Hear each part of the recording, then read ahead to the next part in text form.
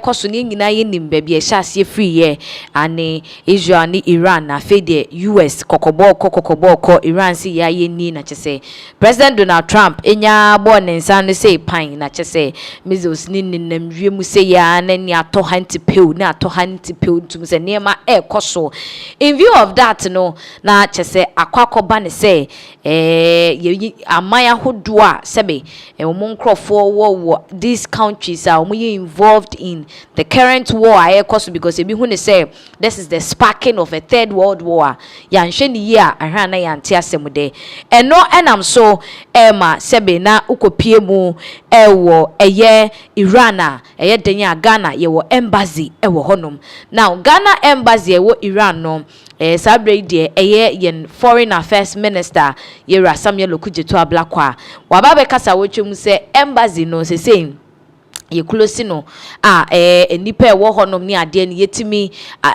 ade omo akọ safe place sabre there he can say with all confidence say Ghanaian citizens no more Iran no they are safe the staff na wo wo Ghana embassy ewo Iran no they are also safe to the extent say sabe Ghana fo binu ma wo mko keka kedwa mu ni ade ni nyina no they are all safe so on your screens no this is coming from Sam Okujeto Ablakwa or say I am delighted to announce that we have conducted a successful evacuation of all our embassy staff in Iran. The Ghanaian diplomats are safe and in high spirit. Ghana's embassy in Iran is now closed and dying. The safety, welfare, and protection of Ghanaians remains our utmost priority in these tempestuous times for God and country. Into way any nsema yi wokuje to Ablakwa de betu dwana chese o trema omotimi abom homoden Ghana for ejumefo a wo ewo embassy wonom no ano mu ye adwuma ewo Ghana embassy a ewo Iran omotimi ama obi efri honom omato embassy ma for now ne de the embassy is not operating nemo staff no so obia is in safe hands they are in good conditions enti na tese amanfo ebo Yera Samuel Okujeto Ablakwa abaso se wabone homoden pa ayade sebe watimi ama embassy for ejumefo no they are sound and safe now in view of this no nyina nim say measures ane ye toto ni ade no okọ UAE meche United Arab Emirates nyina ye friend say Dubai na ebi toto ho ni ade sebe kwaku menu ne Zion Felix mu nyina no mo Dubai sa then na sa measures ikototo ho no mo shut down airport any ade now sabre de enti ya eba no na sabre no ano na Black Star Queens na omunso wo ewo ho a wo kobo match and anchempo mo match them says in few hours or so na literally this bombing ya de ehase bi ekoto UAE na amanfo bebre yem hihye omo parents of these players were calling relatives were calling obi apeso hu say wo mo de hye no sebe ne tibia mu tisen de na ekọ ni ade ensem ayera Samuel Okujeto Ablakwa de abetu dwefa hu nie wo say I commend our embassy staff in UAE for their remarkable patriotism, courage, compassion, and professionalism as they continue to look out for the Black Queens. Visit 25 players and 16 officials. Into players no eduenu enum and officials and penifo eka ho no omoye dunsia extending consular support and ensuring their collective safety. No Ghanaian will be abandoned in harm ways for God and country. Into now share nseme egu screens ne so ne dia watchema embassy staff for more UAE no wo bom homodin se ba bia Black Queens for ne de o makwa akohye no ana ba bia o mo hye no o mo be kɔ akohye se o mapomudin te sen de na ekoso obia ho ye obia ho entochima eno na Samuel Okujeto Ablakwa se obom abaso pa staff no so o mo ayade so o matimi routine check up on the players and the 16 officials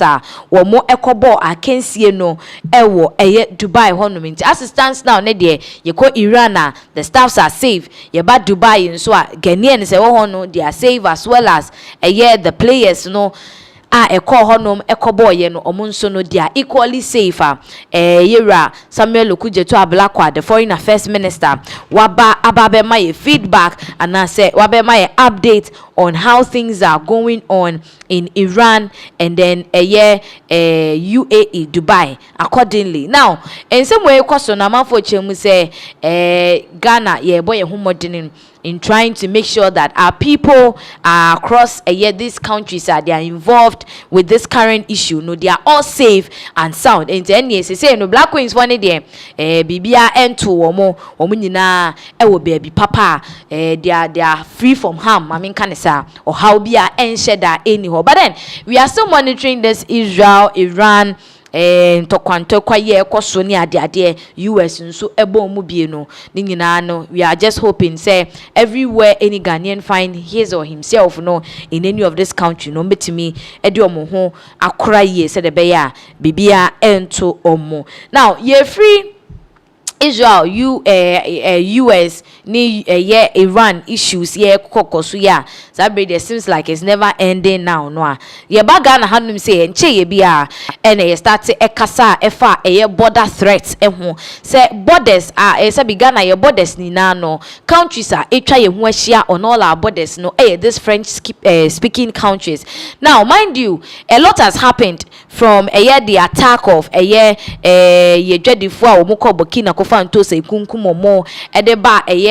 Upper West region and so they see wo honom ni ade no amanfo bebre were calling for immediate enforcement of the Ghana Armed Force. Said they should take charge on our borders because ya de ne sa na afi de ye ni beba ye ho so no na ye nti asem de we could even be attacked in our own country Ghana na terrorism no atra aba be so yen Ghana for eso na no na ndam ne wo ka say it looks like the cry of Ghanaians for no ato the ears of the president assume esanse sabre de ukopie mu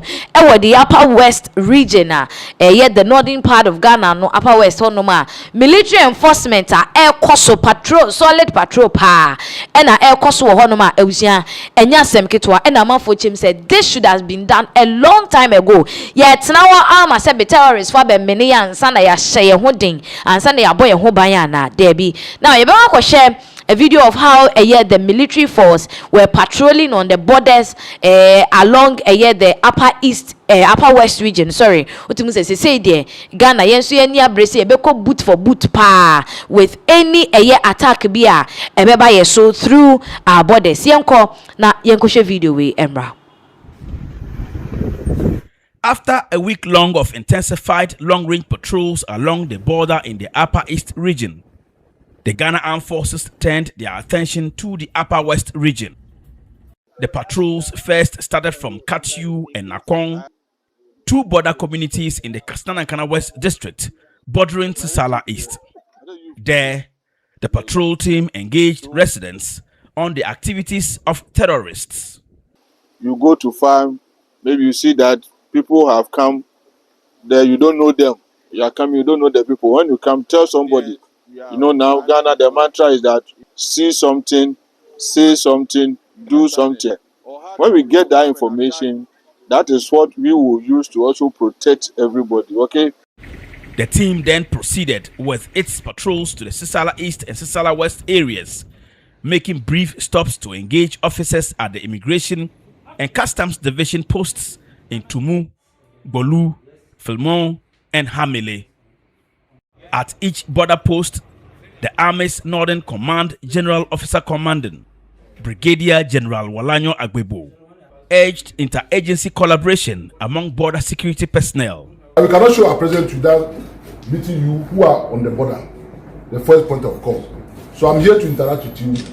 know what is happening, and how prepared yourself you are in case of something like that. And of course, our inter-service cooperation, so that we can continue to collaborate and work for Mother Ghana. I always say that we are working for the same government, wearing different uniforms. So me, I don't see rivalry amongst us. The Upper West region is one of the areas in the northern part of the country with major border posts and is also riddled with many unapproved entry routes. Last year, there were reports of the southward movement of suspected terrorists from Burkina Faso towards the border to which security agencies quickly responded. Brigadier General Agbebo, who acknowledged the potential threats, said the military will continue to maintain a strong presence along the border to deter any infiltration. Looking at what is happening at Burkina Faso and the fact that there have been southward movement of this rebel, it is good that we continue to patrol the border to show our presence, show our force to deter them. We prefer to deter them than to wait for them to come and we start fighting them. And that's what we... The Army's long-range border patrols are usually not without challenges, as inaccessible roads and poor telecommunication networks pose great difficulties. The Army's Northern Command Operations Officer, Colonel Joseph Yao Kwateng, urged that such challenges be given the needed attention to aid the fight against threats of terrorism.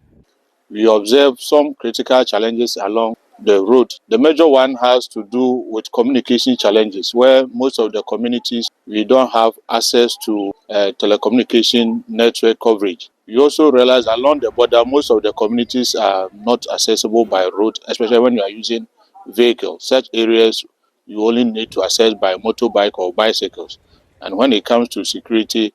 these are not places that you can isolate few people to go with a bicycle. We wish that as part of National Development Agenda, road network along the border will be given priority attention. Castro Signala, TV3 News, Hamele, Upper West Region. Abusia, this is a quick view of the military's work. Womo ebo ewo the Upper West region. Omuche muse say there. Womuntimi entina se emfa womunsan she omu demir fem. Ye she de ekoso ewo Burkina na ye kase ye dini atena ho amoma terrorists for ya be bwa Ghana ha na ye ni omo akopupe pipe dia enye ye. Enti ene ma ye wo borders na no na ye presence ne cry hu say Ghana for nso ye ni abre. We are ready to protect our citizens. Inti ye mamo kwai na terrorist attack bia ema krodwem ha. But then omo say one or two be etochima wo ho. What is the use of fighting when you don't even have a proper internet and I say connection, network connection na ye betimi dia frefre hu adididi ye hu komo hu o she ha ne ade e kwan no so fa ba bi no entwa ye nti military ne kira they are not leaving the borders today or tomorrow. They are ready to be there so that a year countries or more borders nature and no more share borders, and they will know that right now Ghana so a lot has been happening for the past few weeks near the ekoko so any idea and assistance now no Ghanaians were complaining say something needs to be done, and truly Mahama wabone home modern pa ama military no womonso akwako pe baby abom hwadwa ewo ye borders no particularly Upper West a wo air patrol ehwese bibia ekoso ya invasion of terrorist bia enkoso ewo Ghana hanum say. So it's really a good one there. Now yemfree border and same way so any military issues here na ye call the part of Greater Accra region, Tuba to be precise. Abusia Nigeria for asemo a ya kan okrodwem hanum say ya o kan na say o kan ni bebre no ene de akwa akobani esan se me no ka say Nigeria for for 11 foreigners uhwemu ye echemu ana chese omo ye Nigeria for a wo mo ehye tuba na chese ade a wo mo ne say wo mo ehye ho no mo print counterfeit US dollars enya sem ketwa. So on your screens or say 11 foreigners to face trial for allegedly running a counterfeit US dollar printing operation at Tuba. Enti omo se Tuba honom ena omo ankasa omo anya omo machines ena omo print dollar na omo printing fake ebefra system ni mu anese amanfo obesu obi de sa dollar nbe kwa akoto ade obi de ba akosesa forex bureau na afi ababe ka krodwema. And one thing that we've been hearing allegedly in Nigeria there allegedly ukwa omutimi di dollar counterfeit no efrafra sika papa ne ade enti nsem we beto ho say kim no na enya amanfo bebre si o we de empa Nigeria for ho mo ano mo beye because untimi betena krom ha na on print fake currencies de answer enye nya ye po ye kyese dollars US dollars and wo mo hye ho no ma wo mo print e wo sabre ya police fonsa so wo mu no wo mo chemu se wo mo de wo mo bekwa kogina court adaka mu na de emra no ese no wo mo de adi wo mo because you can't mess up in a country like Ghana and go scot free. Na say Nigeria for yi nya de ye bejai say ye te wo mo ho ensem e wo krom hanum say in view of that no the Nigerian High Commission o say woman so much say they've come to stay say Ghana for ye bom dim boni o ye bom dim papa o say de be ka ni bia no o ma ba betena because me no ka say womo alonche an all Nigerian community welfare card the amount Nigeria for a Ghana crodrium hanina and to share screens and so say the Nigerian High Commission launches an all Nigeria community welfare card for Nigerian nationals living in Ghana. Baby ye drew new so omokra sa be one card among in our own country. Now say the card bears the following benefits: 1. Identification for holders. 2. Enhancing tool to acquire non-citizens Ghana card. 3. Assistance for holders to solve immigration challenges. 4. Acquire a renewed Nigerian passport and resident permit. 5. Access to soft loans. And to much card near ya mom no best as identification and to any one nama you be say oh asume si oye Nigeria ni ebetumi aboa ma watimi nya loan ebe aboa ma watimi akwaje non Ghana non Ghanaian national card ubetimi anya bi now so dey atena krom hanum say as well as ubetimi anya bi kra udi benya o certain permit any ade. Now openia to nenum tuo akasa e dia cheche nsem ni mu akire Nigeria for wo krodwem ha the need for them to get this particular card. Yenko na yinkuti nsem a wode tudwa. Distinguished guests and colleagues, the ANC in collaboration with Coronation Insurance is introducing the welfare card for the all Nigeria living in Ghana. This card serves as the following: a means of identification for all the holders, an enhancing tool for acquiring a non-citizen Ghana card, a facilitator for holders to possess and renew their Nigeria international passport and resident permit at a reasonable cost, assistance for holders in resolving immigration or law enforcement related issues, a means for the ANC to identify with the holders, a tool to facilitate diaspora voting if implemented,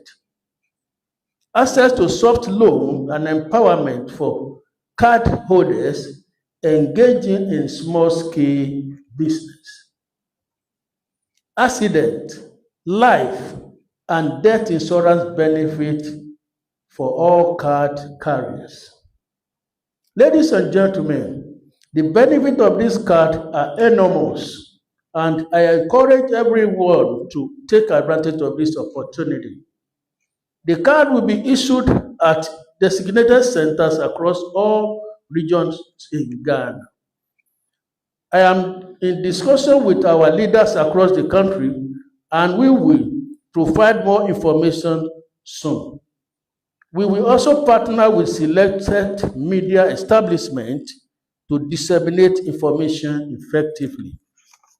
Abusia na chese across the country Ghana the say issuance of a year and all can say all Nigerian community welfare card ani ye de be ma Nigeria for na say e bi kra chema we dey say ye bo Nigeria for na tenase e wo Ghana ha say mo aba mo tenase o e bi say the president through a year foreign affairs minister omo no mo ye in charge of diplomatic relations wo mo hwe no mo nya bibi fa because when this policy is enrolled ahwe na che say e bedru baabi no ye Ghana for nkasa kra ye nya baabi entena wo krom ha say Nigeria for no e beji kro na bosu say kim cause say mo be ye card na mo timi access loans enya passport renewing mo passport che say a whole lot of issues there e ji to mo a enye yes am saying that no they cannot agree agree ebi so chese we betimi aboa ama civilians akoso on the Nigerians wo Ghana hanum say na etutra sem ene ne pabone sem a ekoso wo krom hanum say no anu atimi abrase. So at the end of the day we are waiting for the feedback and I say the update from the Ministry of Foreign Affairs na ye say aden eba so and I say enya de ebe den ebeba so Nigeria for ne de say de omunsem no say ekotwi kobreman wo krodue mu hanum say ya enie ni nyina mu no arawonsem wo asie abusia ene se galamse nsem a yaka wansem aka boni pachi munyai galamse ye say utu aduboni e bi kawa no ene wo twebebre nso obobofo nso be den ebebre hwe screens ne so or say trapped galamse operator pulled alive from rubble na chese operator nankasa o twebebre obobofo bebre nenunie enche bia ye the update I de buy na say maami bi ne ba omne ma okoto pit mu awu we dey show screens ne so ni o to galamse hwe ni o to galamse no ono ankasa ena sa break dey wakwa pit ni mu a ade na adwiri egu no so ahwe ne body fa akwa hye pit ni mu ena ni tiri konkura no ene ne honam kakra bi se na betire no enu show yi e wo so onom like what did you go and do there? Munyai galamse put an end to galamse. We are still facing this issue and Ebi just said this is very good. So much in a piano dear, they shouldn't leave him to go scot free. Yenko sentence no because galamse is illegal in this country. 9 months for kwa na munyo mo bosso mutumi prepra na no yesi 9 months ni ba ko na etu oboba kano because just because we ko say oyeden okwa stop it galamse ebinumo so as you can see on the screens no this is the man what tetemua ni ade amanfo ete say what tetemua they went to his rescue ekotwe no edi ni free honom baby a wo hye no is this not dangerous enti ade ye dangerous so still ye guso okrodwem ha ene ye say nsuo nsase che say ema ebinumo kra efa ho ewuwu. It's very sad. Now, you screens na so. Also trapped galamse operator pulled alive from rubble. An illegal mining operator who was trapped beneath rubble following a collapse at an illegal mining site has been rescued alive. The man, believed to be engaged in galamsey activities, was reportedly heard calling for help after becoming buried under debris. Witnesses at the scene said his cries drew immediate attention, prompting bystanders to alert authorities and call for emergency support. Videos recorded by onlookers captured the tense moments as people gathered around the site, anxiously waiting for professional rescuers to arrive. Eyewitnesses said a rescue team was dispatched shortly after the alarm was raised. The operator was eventually pulled from the rubble, bringing relief to those who had feared the worst. His condition has not yet been officially disclosed.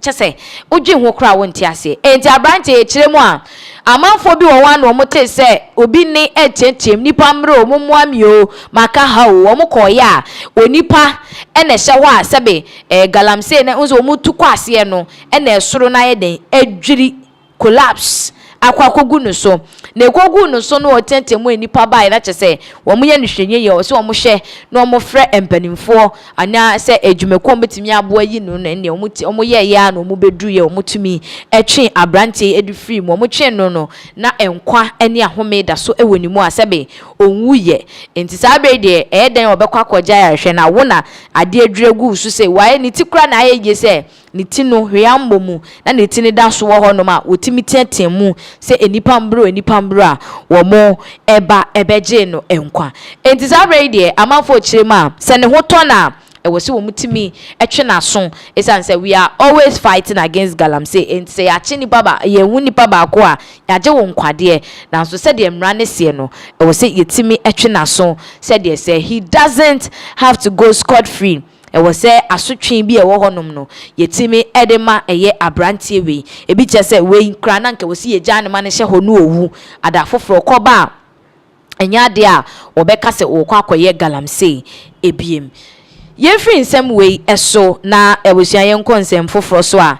enche ye bia na ye de update eba ye se Kumase eye ka hijacking syndicate ekuo bi a omo de omo hwim cars eye ya no makohwimu ka no makohwimu ka no ya che enkofo bi saa ewo na wei lady baako a ne ho ebo mu no na owo screens ne so ne din the actress Patricia Osei Boateng ye kiremu a wo ye Kumawood actress na ne kunu ene eye abranche a ne din the Eric Entwiduku wo no na ye gang leader ewo honom na anu ye de betu dwa se a police fo ache no with regards to eye ensemo a ekoso no ne update a eba ne se ade a wo mo arremande no for 2 weeks now wo share screens ne so a no da wo se actress Patricia Osei Boateng has been remanded into custody for 2 weeks by a Kumasi court following her arrest over her involvement in connection to a carjacking syndicate operated by her late husband Entwiduku. Into omo actress Patricia Osei Boateng say no ya remanded in 2 weeks efa eye carjacking omo hwinhwim ka ne ade ehun na ne kunu a wawu afiri mu sanse police for yes omo koche no onu omo ebo atwede ne tu abobaka no kopie mu ayaresa bia wuwu ye no omo chemu a omo remanded in 2 weeks. So say according to emerging reports, the actress was picked up after investigators linked her to a network suspected of orchestrating vehicle snatching operations within the region. Into omo chema omo hwehwe mu no mu say lady ne ho bon ensem nimu ebi efa eye ka wo mu ehwehwem efri nkofo nsem ewo eye Asante mantle no emu. O say she has since made her first court appearance where the judge ordered that she be kept in custody to allow further investigation. Into ono ade ne ho koma a police for no wo mo edina kwa kopie mu ewo court enso ensema wo mo ka ne se ewo se wo mo ema ne twiri mu beye na wotwe mienu na wo mo koso wo mo hwehwe mu fa nsem ne ho. The case has stirred major conversation online, with many expressing shock while others call for due process to take its course as the police dig deeper into the alleged crime ring. And they say there and some no agent han e wo Ghana ha eya amanfo bebre nwa wa isan say lady way amanfo chima na warrior kra wo ye wo krodwem hanum say no na 10k enya asem ketwa. Now obi a won sheda enim asem we mu bebre no, let me just give you a brief background to this story. Enti ya wa ha and a beto odwa se Sami Jemfi a wo ye Gold Board CEO ne father-in-law ye ne yiri Irene Jemfi ade amanfo bi akoto ahye ne so age ne ka efri ne nsem abro na bobo ntoni ade ayede ne ko ayaresa bia fofia nto ata papa no eto anananom ewo nsie do na enumu ena chese a police for eduaduemu ana wo koche emrantie bi na emrantie nan na wo ekoche wo no sa na abusua we dey in the voice of na donkwata apparently na abrantie oda screen sisui any lady a hu wo yi abrantie ni din the Eric Entwiduku ne yere ene Patricia Osei Boateng a wote ne sui love birds. Patricia Kumawood actress esan ye producer we twase ne bebre asan produce movies bi ewo krodwem hanum say na yeduadwem ne chese Eric Entwiduku no ono na gang leader sebe wone emrante no omo bom mutirimu ano omo hwinhwim nkofo cars car no so omo hwima ida so omo de befri Ghana ha akobe bani Burkina o ba bia akoton ana so omo de beko achichichi omo jika no Kumasi omo timi de kobe takwa no omo akoton car no no omo aba na no na chese nam so a wo mo de eche emrante na emrante de che omo no police for de statement baye ensem ne betoto mbonten so eni ade echire no na chese Entwiduku nso ne ho bebom mu a omo nso omo trace omo koche na wokoye hardcore me de mempene ma mo ncheme a etu aboba eka no. And this was the time wo mo che sam rantie mmiɛnsa we on the screen also police nab notorious carjacking syndicate responsible for killing of father-in-law of Goldboard CEO Sammy Jemfi. It's very omo no information about it. It started with these three guys yeche omo na sabre de nsem ebeje ntrehan a omu police fo nso ebo adwumanti no omu duadue mu eche enkaifo a duku de okopre ya etuo kan na owu yende ne yere Patricia enso yache na yede na kogina court ya remand no for 2 weeks ewo asem no ehu. Now many woka say enedwe na the 1 week celebration of Sammy Jemfi ne father-in-law no kosom na 1 week no abusuya okohe ebra Sammy Jemfi ebepie mu ewo 1 week na se dia na chese otimu se asem no areho pa. Let's take a video of it here by beto aso.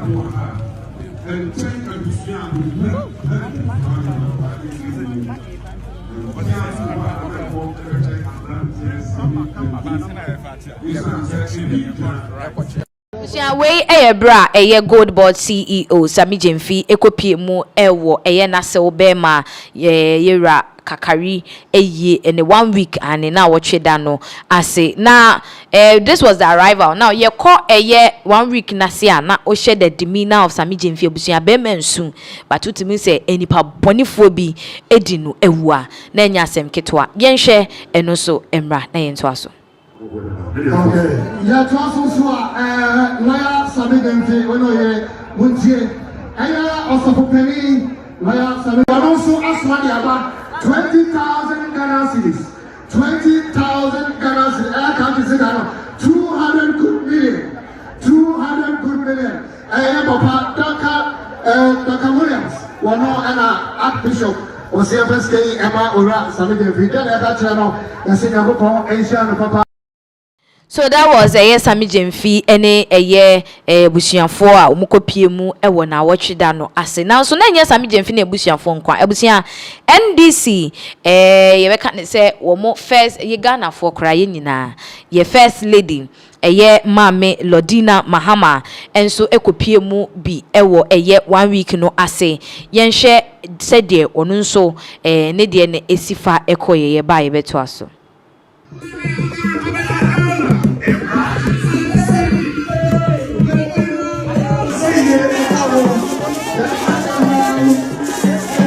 I want for amateur and sort of papa. It's a poly. And that's the good 1 billion Ghana 100,000 Ghana city. 100,000 Ghana city. 1 billion to the Sika. So as you can see, Mame Lodina Mahama and at Wononso ekopie mu ewo hobi. And you know kwa party mu mpanimfo ase edunketia and wo momaka and so fifi kwete muni ade nyina ekopie mu ewo aye na se a wo mu nyina ede wo maximum support ekoma the Goldboard CEO yera Sammy Jemfi ene ne yere ewo arehosem we ya ato wo mo no ehu yenjebre abusianfo na yenkohwe video of party mpanimfo a wo mo nso ekopie mu ewo na wotwe da no ase. I know you yasin akopon entra papa etena ma ebusian kasa Abusia Mislamu ahade bi oseno ene woyire se ma hunu national chairman e wa ha de se enye bo akaye national mo pa east by election. Okay, here was east by election. Afana nere wanonso se obaya oda owoma no oneni kru anyakopon atene safana mo busia ne ntino ena sawusu wase afimu a ontime ma ha ana hwe man kosa. Ebusia enti ene na watch da course so edema gold board CEO Sami Jemfi ne ne father-in-law no ene yekwhwe niama course so ewo honom. Now utimi hu say na a very very sad scene ye hunye na everybody coming there no was very sad looking at the way Yera Kakari Irene ne papa sebe ye jin nkwafi ne nsemo everybody can attest say it was a very sad one, and we saw how NDC4 equitize Sami Jemfi echi because issue ne koso no na ebi no mo said they are not seeing NDC4 involving in the matter, but they say who say they are all involved trying to console Sami Jemfi and his family. Yenda mwase na yemfa munsia ha Pinaxtv.